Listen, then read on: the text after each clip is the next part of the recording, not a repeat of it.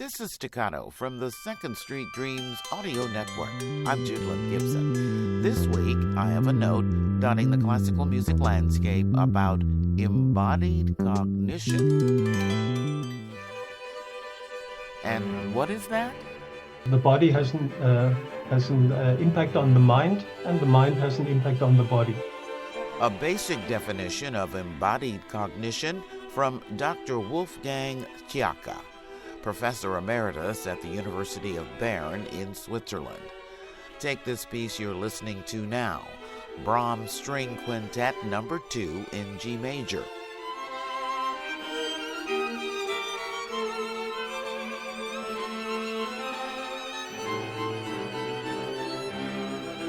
It was one of 3 classical music pieces used in a study to determine if the mind-body connection happened at the same time for everyone in the concert hall.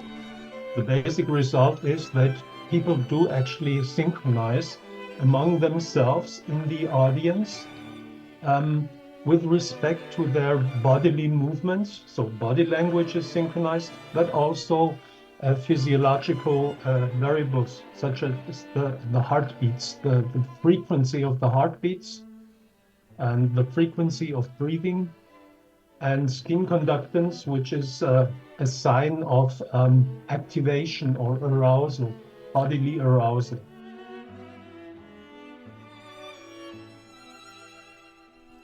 And it's the same for rock concerts. I think in a rock concert, the movement synchrony, for example, people dancing together, people seeing the other audience members directly in front of them, it's even stronger. And like the interesting thing was that even in classical concerts, in concerts where people sit in subdued light, have no contact whatsoever with each other, people in a classical concert are not supposed to jump up and down or do anything like that, and they still are synchronized.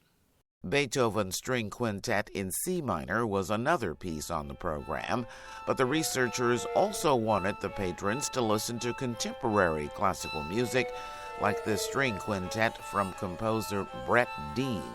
It's called Epitaphs.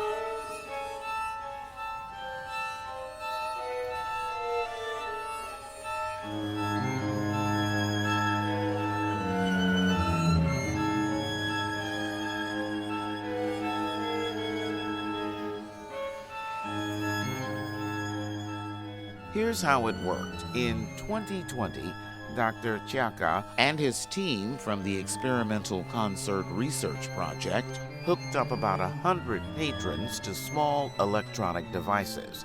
They were attending concerts in Berlin. The people only had to wear a kind of a special glove that contained all the 2 electrodes and the measurement of the heartbeat, and like a belt for the measurement of respiration. Why did you take up this sort of study? I have a general interest in synchrony. When I studied how people in conversation do synchronize for example, their movements and the tone of their voices, and that was interesting for me as a psychotherapy researcher. What are you going to do with this information? Does it help medically, psychologically? Medically, there's a kind of therapy called music therapy, and that gives us clues that how the functionality of music therapy might be, and that helps you, well, normalize your bodily parameters and your feelings. He also says the results of this study might also help concert promoters curate their programs. So the next time you attend a classical music or a rock concert, know that the hearts of most of the people in the audience are beating as one. Find the links on the Staccato page on secondstreetdreams.com. That's Staccato. I'm Judelin Gibson on the Second Street Dreams Audio Network.